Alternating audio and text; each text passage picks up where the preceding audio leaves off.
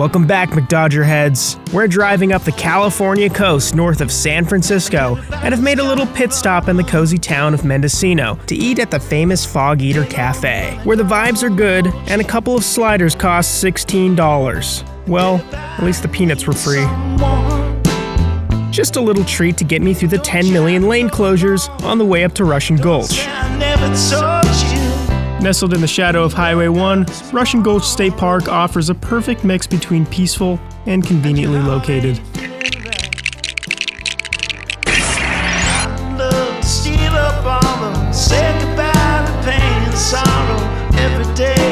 So it's my fourth night on the trip, technically my third night because I stayed home last night, and I do feel like I'm kind of getting into the swing of things. It's basically just hike, visit some landmarks during the day, get to a campground, pitch the tent, which I think I'm getting pretty quick at. It's a great tent, the Nemo Osmo Hornet 2P. Probably do a comprehensive analysis or review of all my gear at some point during this trip. I went for a walk around the campground.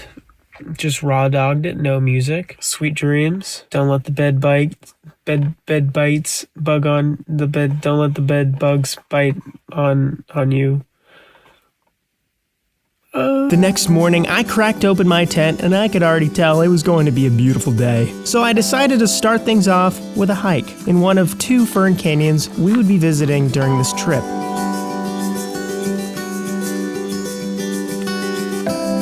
Taking a morning hike through the Fern Canyon Trail in Russian Gulch State Park. A lot of redwoods around here. I mean, look at this thing. Look at this thing. Insane. I mean, that's like 20 trees in one. It's crazy they make trees like that in this economy.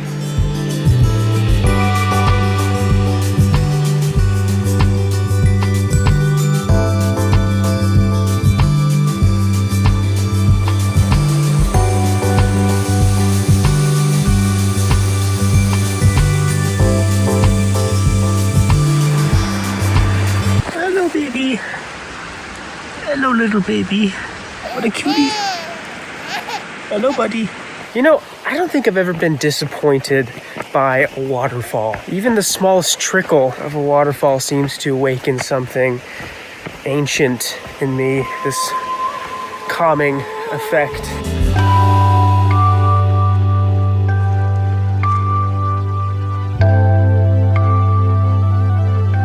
This is actually one of the coolest parts of Russian Gulch State Park.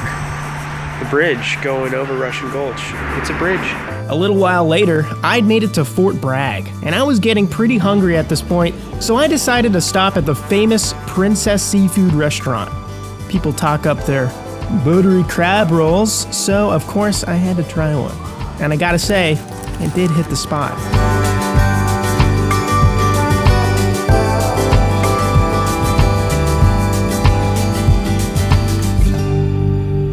To walk off the hearty meal I just put down, I took a little stroll along the Kahleh trail. You know what they say, nothing helps the digestive process like beautiful coastal views.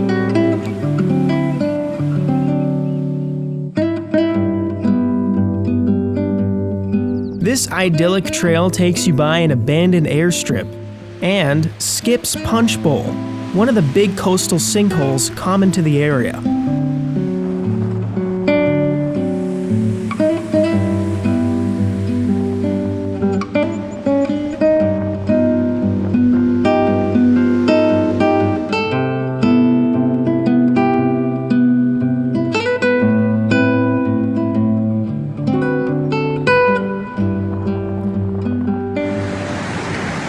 What is this thing, dude? What is this thing? I love this thing, man. Is that a bench?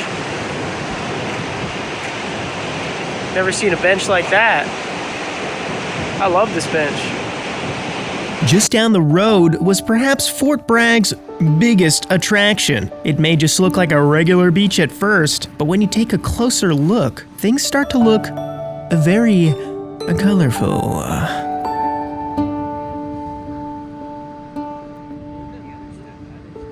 This place is called the Glass Beach. It's a garbage dump. Well, it used to be. Over the past 100 years or so, the glass bottles dumped here have been beautifully polished by the sea. creating sea glass. It's also a great place for tide pooling when the time is right. But really, everyone just comes here to admire the glass. I'd be camping for the night at the nearby MacKerricher State Park, a campground which I would soon discover was goated and lit.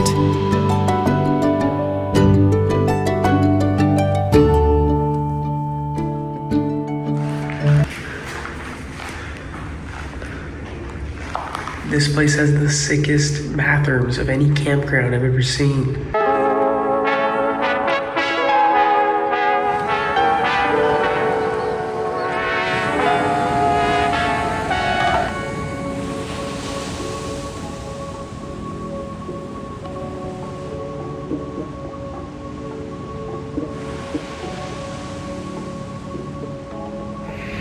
What's up, gang? I am on the beach. This is what life is all about, okay? Pull up a towel, you got your Chips Ahoy. It's a beautiful thing. So, I'm back at my campsite. Put some permethrin on my clothing because the bugs have been insane, very aggressive. Worried about ticks too, so that should help against those. My nose is super stuffed up, but I'm super excited because just discovered that this campground has showers. Yeah, this is a great campground, by the way, guys. MacKerricher State Park, 10 out of 10.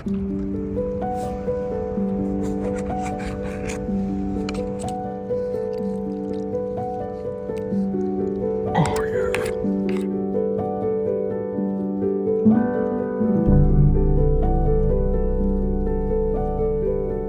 That morning, pretty much everything was covered in pollen. Yeah, it was no mystery why my allergies were acting up.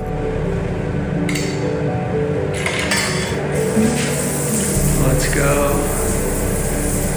Just had the best shower ever, dude. Campground showers, go crazy.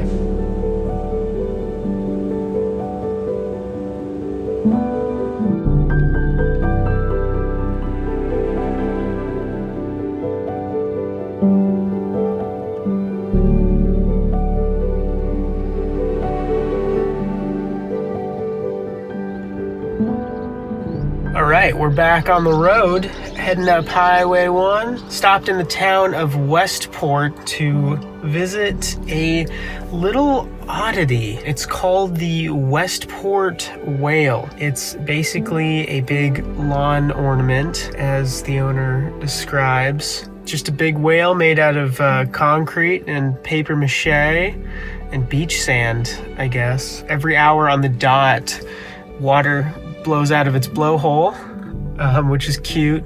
I haven't come at the right time to witness that. It's also a vacation home you can rent out if you want a whale-themed Airbnb, basically. So if anybody is interested, any whale fans, you can stay there. Then you get the whale all to yourself.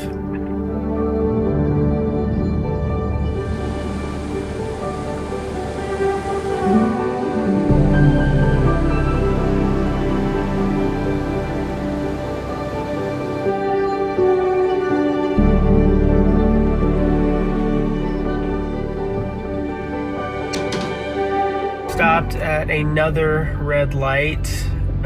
There is so much construction constantly happening on Highway 1. Lane closed? Yeah, I sure hope it does.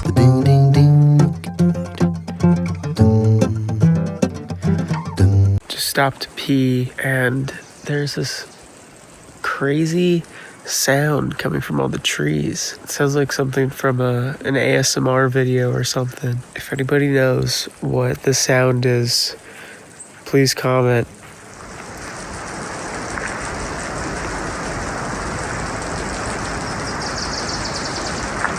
At this point, my path had officially deviated from the coast, and I'd be entering big tree territory. And to start off this leg of the journey, I planned to drive through a tree. Literally. Quando você sorriu, chorei. Eu nunca pude imaginar que isso fosse acontecer. Here we go. I quickly realized I should have tucked in my car mirrors after I heard a scrape that sent a shiver down my spine. It wasn't as bad as I imagined, but I'm just gonna say $15 to drive through a tree isn't worth scraping up your car. It was kind of funny afterwards, seeing the gash on the inside of the tree from countless drivers who made the same mistake before me. Passarinho da montanha quando chega voou, voou. I continued on the drive north, passing by several other roadside attractions, attempting to capitalize on hollowed-out redwood trees. This world-famous spot bit the dust years ago. Very sad. Já que vento leve love logo já que vento leve love logo já que leve love já para patar tu tac tu tac tu tum tu tac tu tac tu tac tu tum Interp.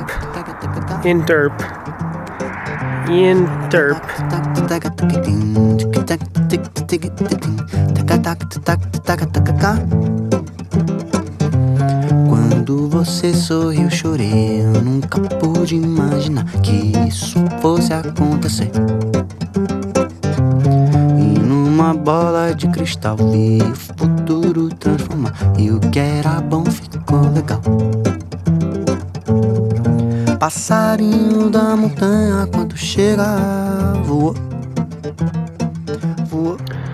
Yo, what is up? Welcome to the mosquito channel. I'm basically impervious to these little right now. Wearing some permethrin treated clothing. Got my mosquito net on. They were sucking me off big time about an hour ago before I got all this on. And I'm still not enjoying being out here because I can hear them. They go, ee! That's what they sound like. I hate them and I want them all to die. Thank you for listening to my positive message. Have a good night.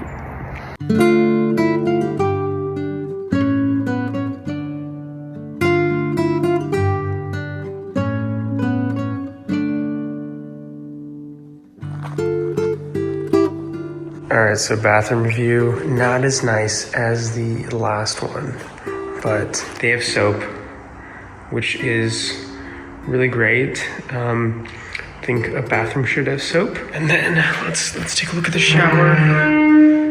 This shower, the hot water kicked on a lot faster than the last one. It does take a token for 3 minutes versus 5 minutes at the last one, but I'm not complaining. Anyway, shower is a shower. Hand soap is hand soap. What's wrong? 5 minutes of driving later. So unfortunately, the one log house is closed. It's basically a huge hollowed out tree with the furnishings of a 1-bedroom apartment and a gift shop inside. That's all right. It's right next to the grandfather tree, which is 265 feet tall, 24 feet in diameter. It's a big fat hog of a tree. It's a beautiful thing. And surprise, surprise, it has a gift shop next to it. America has 2 great pastimes: baseball and turning big trees into gift shops. It's very lucrative around these parts.